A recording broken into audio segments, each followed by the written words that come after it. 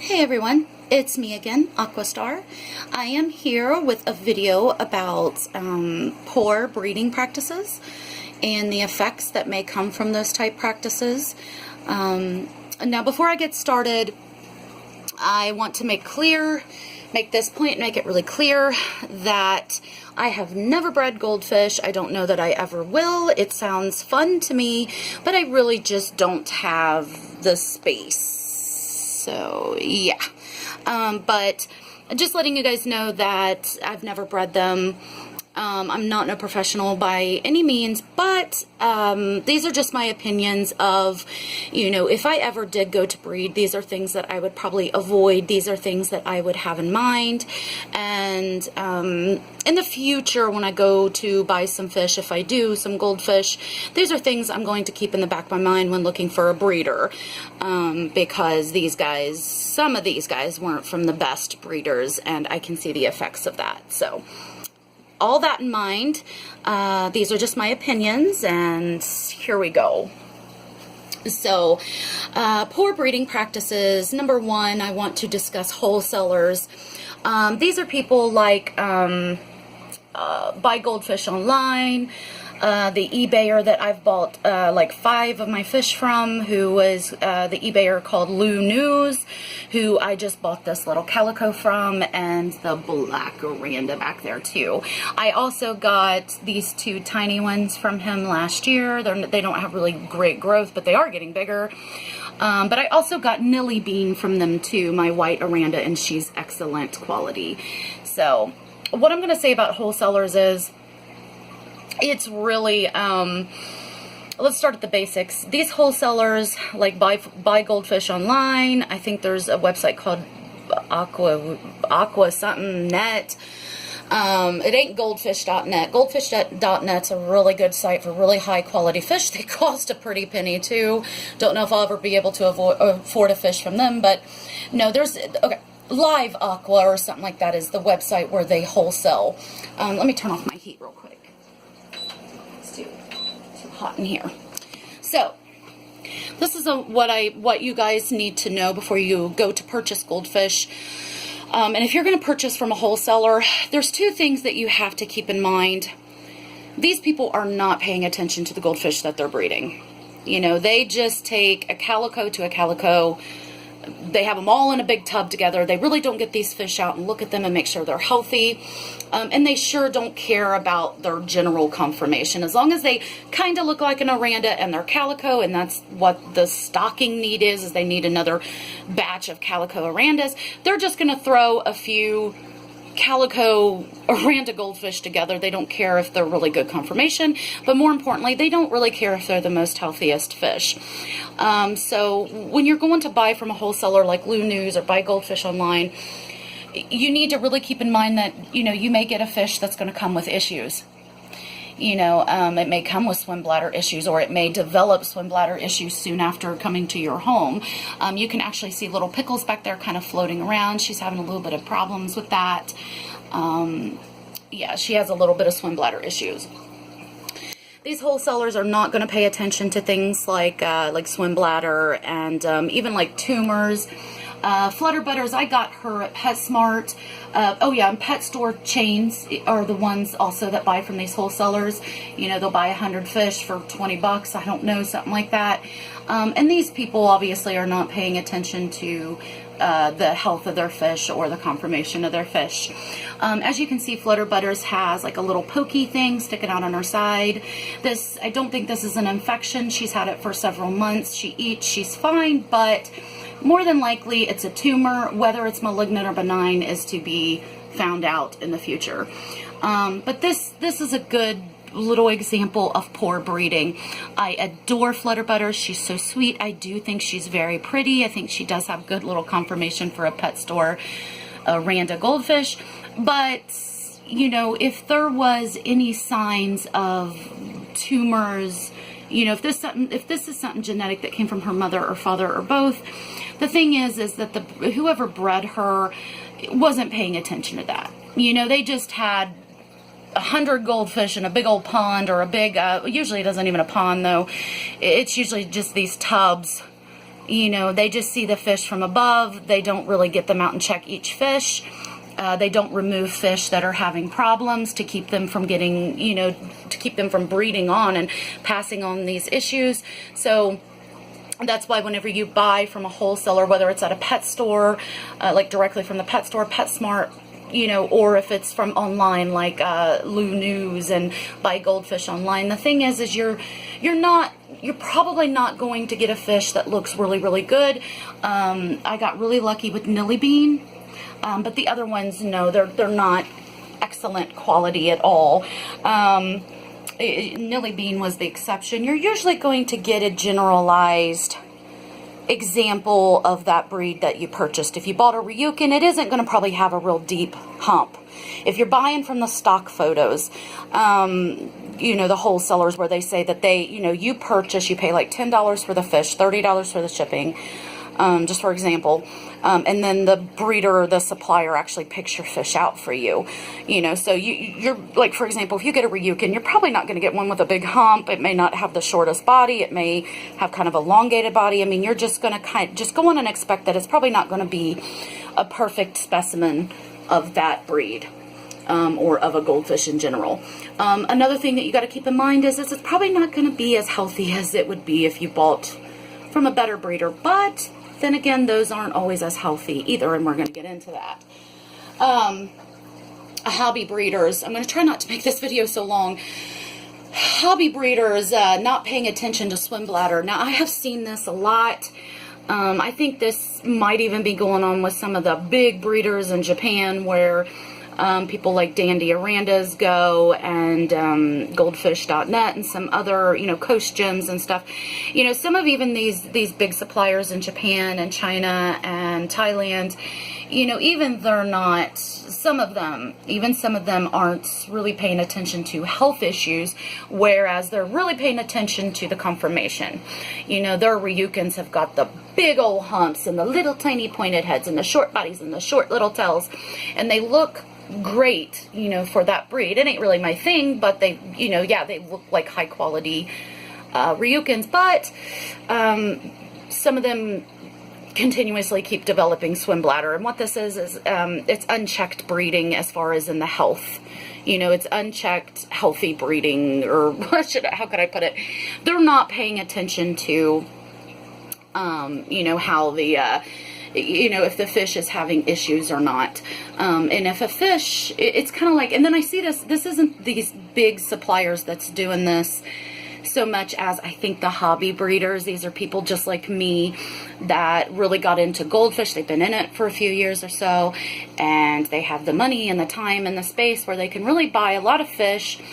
And even if they buy from these high quality suppliers, these high quality sellers, they're still getting some fish that are having some issues, some pretty serious health issues, like severe swim bladder and other things, and they're actually still letting the fish that they know are having these problems, they're still letting these fish breed and pass on, you know, and have offspring, and probably pass on these poor genetics that, you know, that they have poorly developed swim bladders. Now, whenever you're dealing with a fancy goldfish, their swim bladders have been altered, their bodies have been shortened, so yeah, they're not going to have as good of a swim bladder as like Benny Jet's My Common there. But then again, you know, there are still, you know, Ryukins with the very short bodies and big old hump and stuff that swim perfectly and never have that issue. So what that tells me is that there are, you know, bloodlines out there of Arandas and Ryukins and telescope eyes and all that don't have those problems, and those should be the ones that are kept in the breeding programs, kept in the breeding stock. Any fish that is having swim bladder issues or tumors or just any kind of consistent health issue should not be bred. They should be removed, promptly removed from the breeding tanks, from the breeding stocks, from your breeding lines, and, you know, set off as a pet. You know, these fish should just be kept as a pet. They should not be allowed to breed. It's the same thing. This is the best way I can put it to you. It's the same thing as having a pair of German Shepherds, okay? We bred German Shepherds years ago. Having a pair of German Shepherds, and you're going to breed them, and you think that they're beautiful and stuff, but they have hip dysplasia. They're starting to show signs that they're weak in the hips, or you have taken them to your vet and they have literally told you this dog is going to develop severe or moderate, even moderate hip dysplasia at some point in its life. That dog should not be bred. It's as simple as that. Okay? That dog should not be bred. You should not pass on that painful hereditary thing to a future generation. And you want to be a good breeder, don't you? I mean, you want to be able to smile and say, I've got healthy puppies. You know, I have healthy stock. I am proud of my puppies. You know, and that should go for fish too. I realize fish aren't as cuddly, and they don't seem as important as a German Shepherd or as any kind of puppy or dog, but it is still important. Me, for example, I'm very close to my fish. Very close to my fish. I would much rather buy a fish from somebody that I know has removed any sickly fish from their breeding lines and sent them off to be somebody's pet or kept them as their pet. I'd much rather know that I'm buying from a supplier or breeder like that has been very conscious on selecting which of their goldfish actually get to breed. And it isn't all about looks. It's also about the health of the fish. And swim bladder is one of the biggest ones. But then, of course, you see other things like tumors and growths. And sometimes you even see goldfish with just general weak constitutions. They continuously get sick, even though all the other fish that's housed with them are doing great, thriving. You know, these fish, even if they have a wonderful look to them, they should not be bred. You know, because for every good-looking, unhealthy fish, there's going to be other good-looking, healthy fish that should be bred. So I just wanted to say, I think that a lot of hobby breeders and maybe even some of the kind of upscale breeders and suppliers aren't paying attention to, whereas they'll pay very close attention to conformation and the all-around general look of the fish, they aren't really paying close attention to, okay, this fish developed swim bladder and this fish didn't, so I'm going to take the fish with the swim bladder. He's just going to be a pet. He doesn't have to worry about laying eggs or whatever, or fertilizing eggs. He's just going to live a good life off to the side, you know, and that's it. And then just take the fish that are healthy and breed them. I do see that going on a lot where people's not really paying attention to the general health of the fish. They're just kind of throwing them all together and making them breed, and there it is. That's poor breeding practices. I don't care if it's a fish or a German Shepherd, it's poor breeding practices. Inbreeding and close line breeding. This is where some things can develop, some things that otherwise wouldn't have been in the bloodline. They weren't dominant, they were recessive, but they were made dominant because brother and sister were bred together, or father and daughter, or so forth. That's downright inbreeding. Line breeding is like a grandfather to his granddaughter, or an aunt to a nephew. Okay, so to speak. That's line breeding. Inbreeding is very close, like mother and son. So hopefully I got that across to you. Hopefully you understand. But either way, you're really risking it. You're really rolling the dice. This is how we got the breeds that we have today in cats, dogs, cattle, any kind of livestock, and in goldfish, is you do have to do some level of line breeding. But once the breed has been established, you know, you really don't want to continue to line breed or inbreed to keep some certain little trait in your line, because what's going to happen is, you know, along with that awesome conformation, that wonderful round egg-shaped body, may also come along with, swim bladder issues, or eye problems, or tumors, or something, a weak constitution, a general unhealthy fish. So you really don't want to line breed if you just don't want to do that. And you certainly don't want to inbreed, but you don't even want to line breed. You can find two great looking fish that both have qualities that you would like to see in any fish that you produce. You can find two that are not related, and that's called outcrossing. So you can still obtain beautiful looking fish and beautiful looking animals without having to line breed. So please keep that in mind and watch out for people that's inbreeding their fish or not keeping an eye on it. They're kind of just keeping all their fish all mixed up together. Chances are some of those fish are going to inbreed, and then there's going to be unhealthy fish down the road, and you may be one of the unlucky people that ends up with one of those fish. So keep that in mind. Extreme breeding, this goes in with kind of like, and I do think this is poor breeding practices. Now, this does just go down to my opinion. This is my personal opinion. I don't like bubble-eyed goldfish, mostly just because it looks so unnatural. And it just looks like anything, like even if my finger barely bumped into them, like one of those bubbles would pop. You know, it just looks awful. And then I hate to say it, but a lot of the Ryukins, the extreme Ryukins, that's when we do start seeing more swim bladder issues. And it's because the body is getting shorter and shorter and denser and denser and taller and taller, and that big old hump up there. And while some of them that aren't so extreme do look good, the ones that aren't so extreme, the ones that are very extreme are going to experience more health issues, obviously, mostly because the body is being shrunk down, whether they're being outcrossed or not, but also because to obtain these extreme looks, you usually do have to line breed. And that's where we're getting a lot of these illnesses and defects from.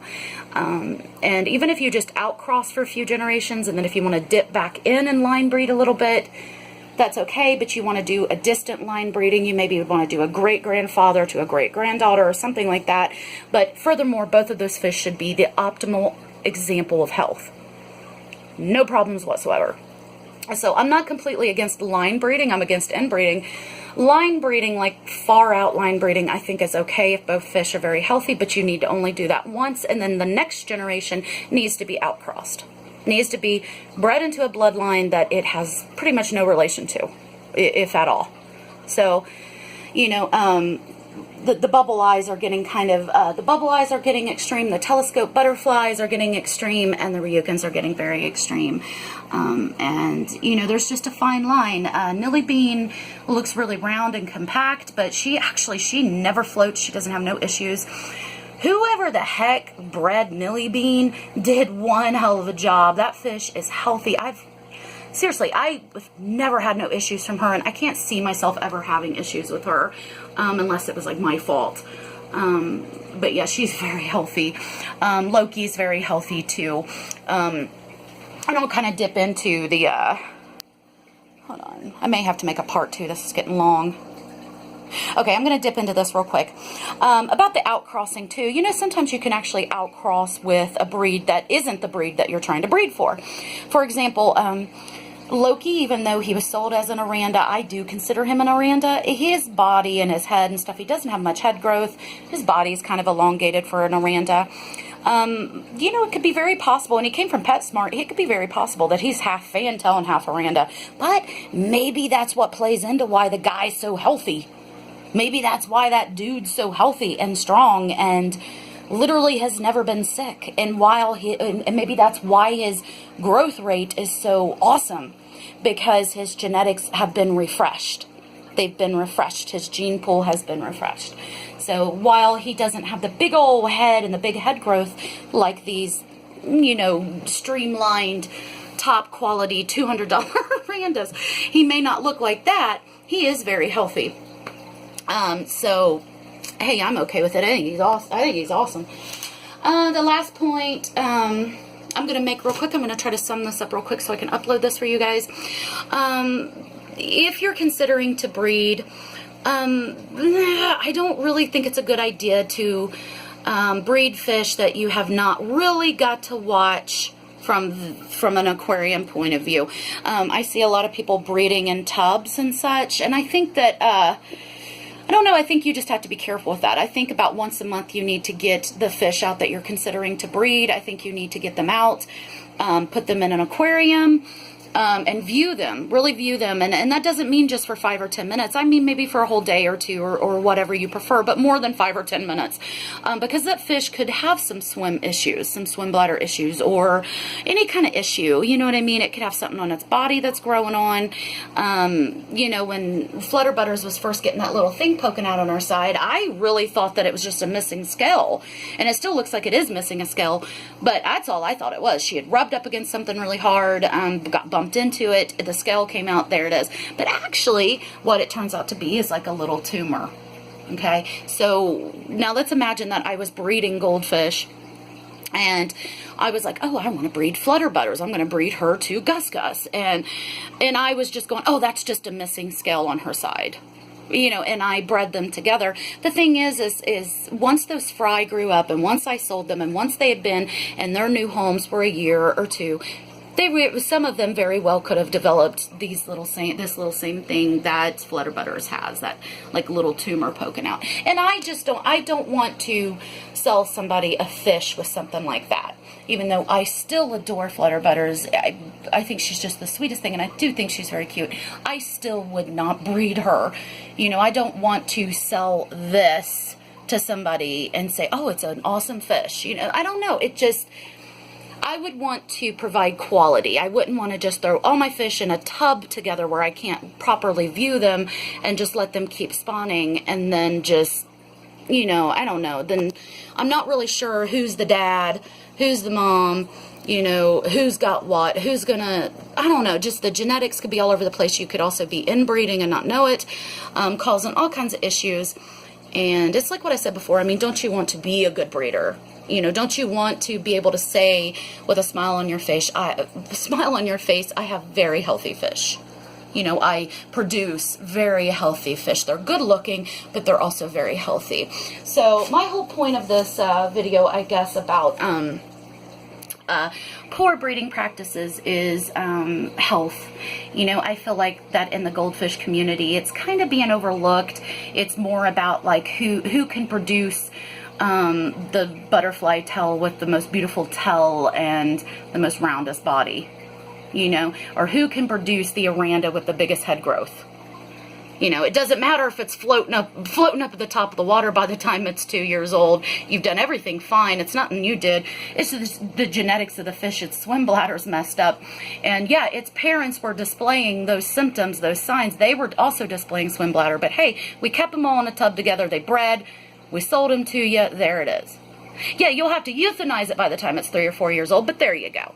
And I've actually seen some really famous YouTubers that aren't exactly practicing good breeding practices either. And I won't say any names, but if you go really watch their videos and you pay attention that they're actually breeding goldfish that have swim bladder issues, it's just, to me, it's an eyebrow raiser, and it's like, man, I mean, why would you do that? Why would you pass that on to another, you know, batch of little baby fish?